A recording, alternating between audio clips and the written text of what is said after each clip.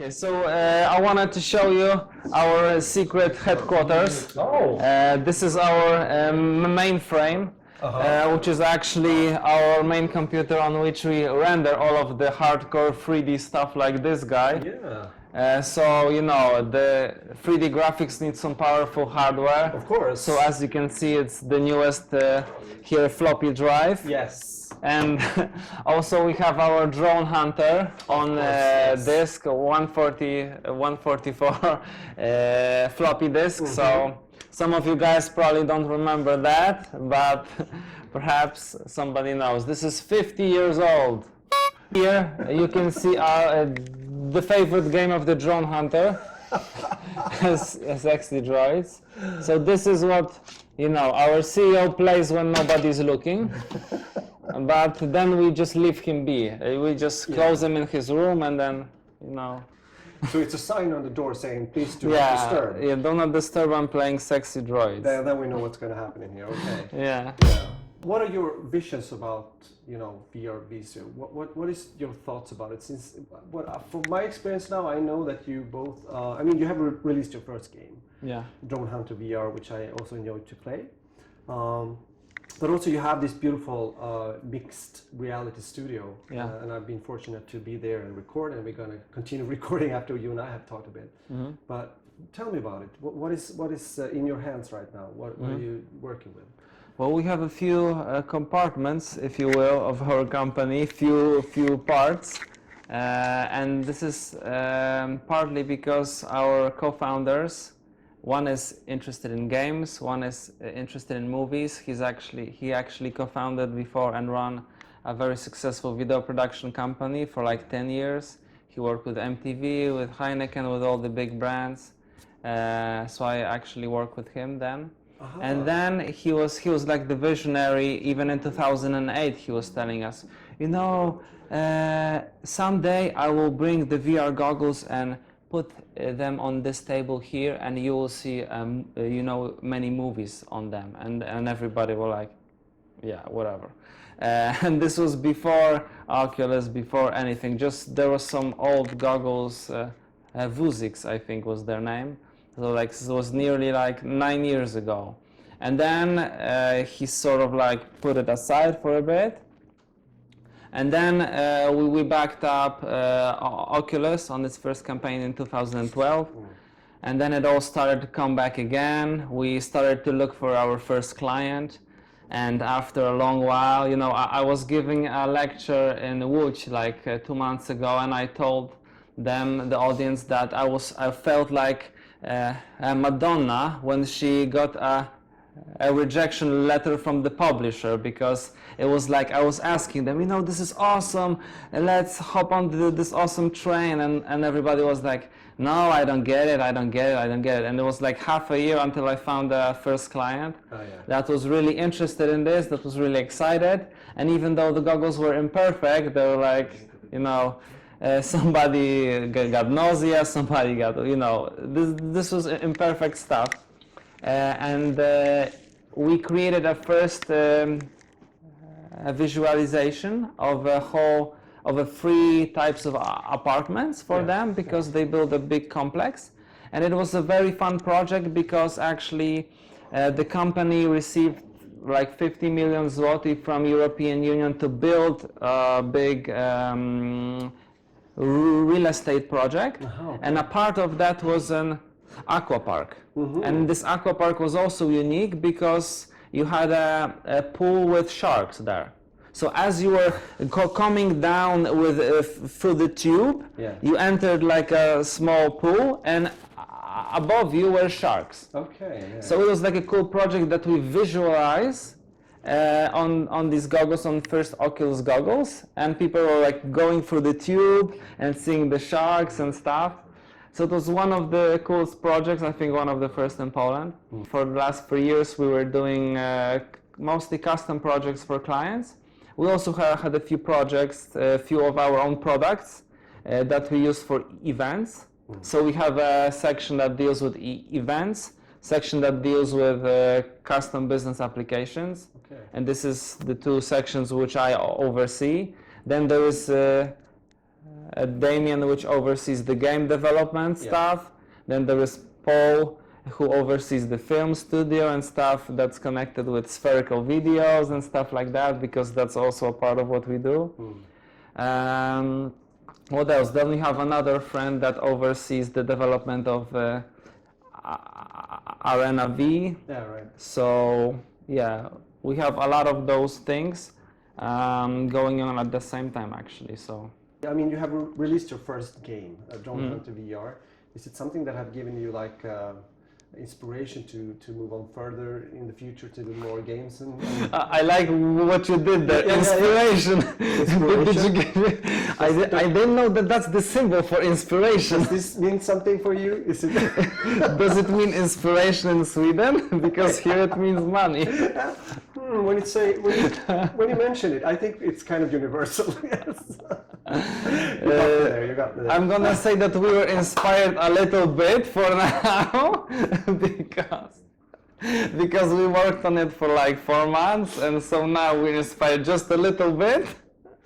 But hopefully things will start rolling, you know. Yeah. Our most successful part is the events and custom business solution, because as you said, mostly it's about games, but there are also a few business solutions, and spherical videos are big as well. Recently we did a film for Volkswagen from the newest newest painting facility in the whole Volkswagen concern.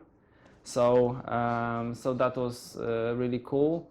We used an app that shows it to 10 people at the same time on the goggles. When you contacted me and we started to talk about me going here, I didn't know so much about the gaming scene in general or the VR scene in Poland. How is it?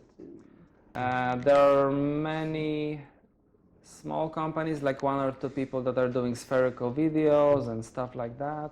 I mean, in the portfolio of our investor, there are 2 more companies that are doing VR games.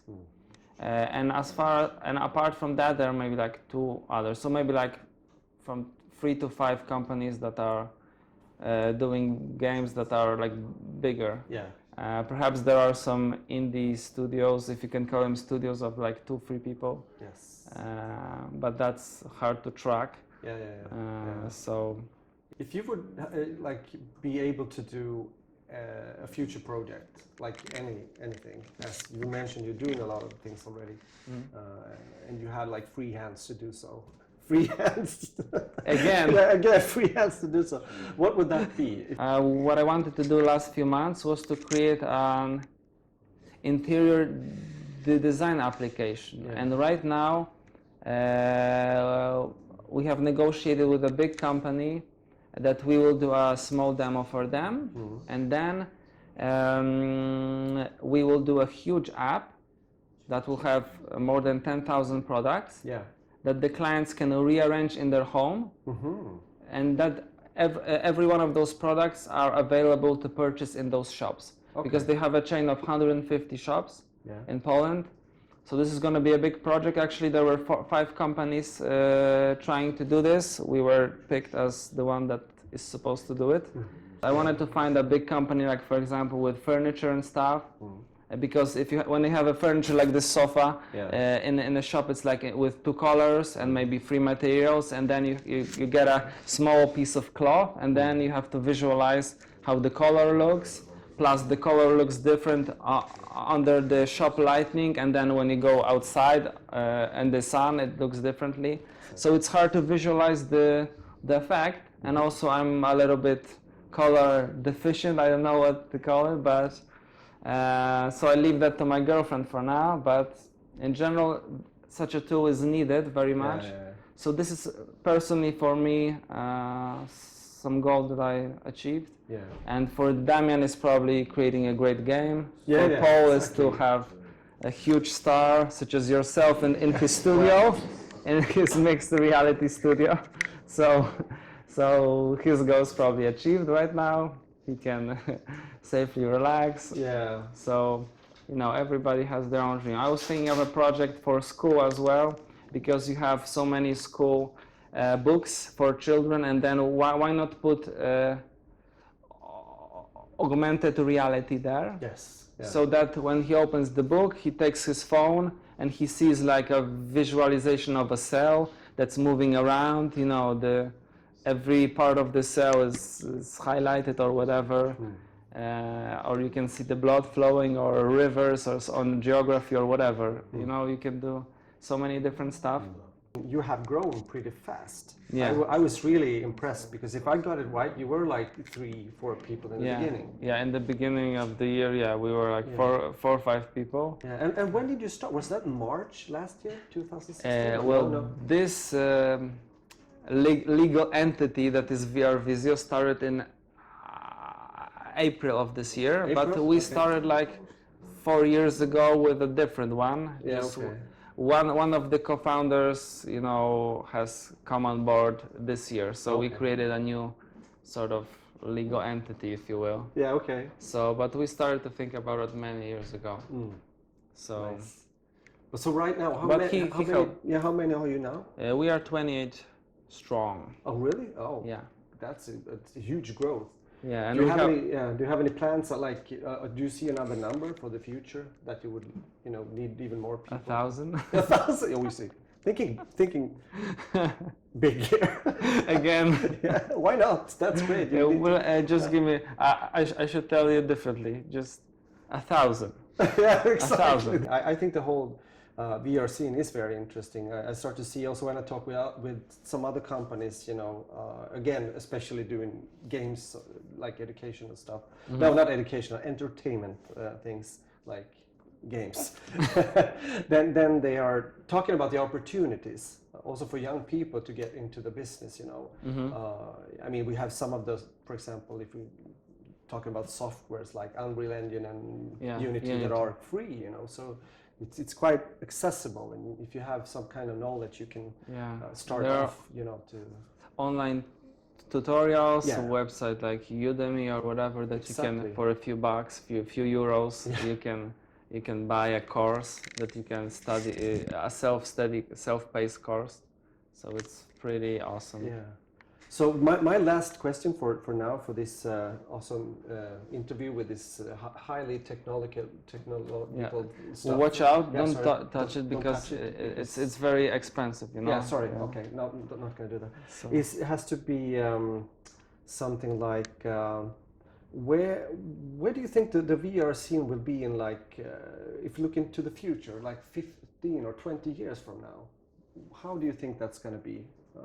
When it comes to also the technical aspect of it, like the gear and stuff.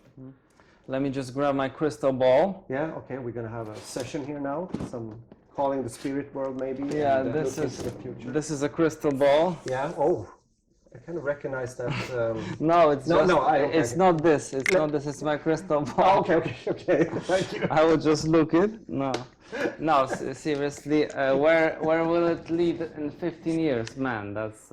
It's a hard question. Yeah.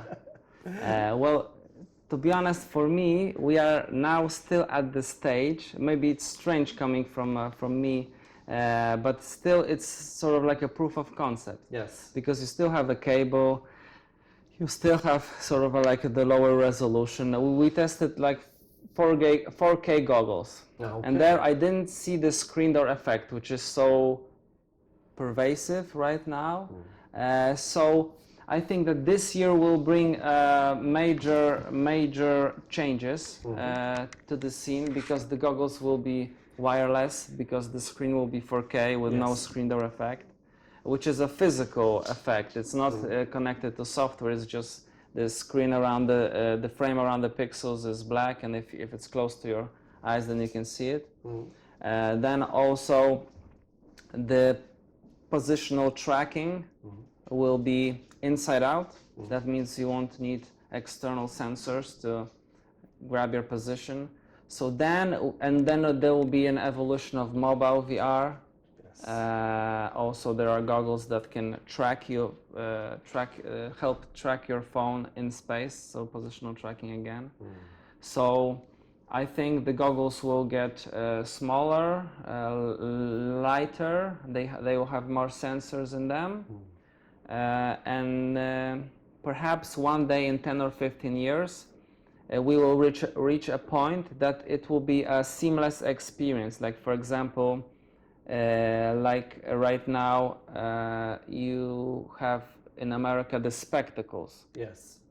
which can be bought, which have a camera. But then the next AR goggles and VR goggles perhaps will be merged into one, and you will have just the usual goggles.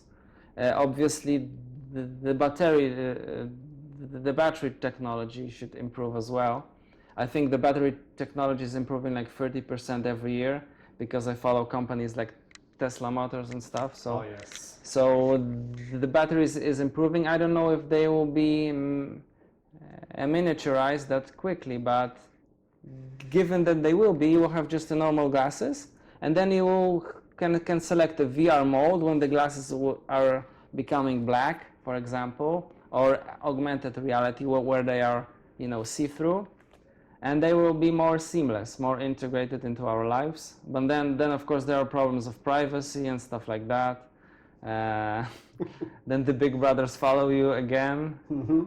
People will be developing phobias, like with people with binoculars. They will hate them because they won't know them if they are recording them. Mm-hmm. Right now I saw the one guy screaming, an article about a guy that screamed at one person who just corrected his glasses on his forehead. Like he just did this move, and the other guy thought that he was recording him. Okay. And they started to get into a fight or something. So, perhaps that will be an issue. But obviously the tech will get better, smaller, lighter, faster, and perhaps to a point that it's seamless, Yeah, that's a great answer. I think you're right. Most of it will have to do with the gear, the technical aspect of it. Being smarter, lighter, and more accessible for people. But also, Am I mistaken? Did you just do this for slaughter as well? I didn't think of. I think it was just a tiny bit of movement maybe there. A tiny bit. This is part of a businessman in me as well. So I think maybe it's like. If you get smarter, you have more friends, you have more money, you have more successful business. He knows things. I guess it's all connected. It's all connected at some point. Yeah, but that was great to hear. I appreciate it to have this talk, because it's nice to hear your point of view. I mean, not only for being in the industry of VR, but also doing it here in Poland. Mm-hmm. So yeah, gives perspective of things. So thank you. Sure, it's nice to have you here. Yeah, thank you. I'm pleased to be here. Okay, thanks a lot. Okay. Cut.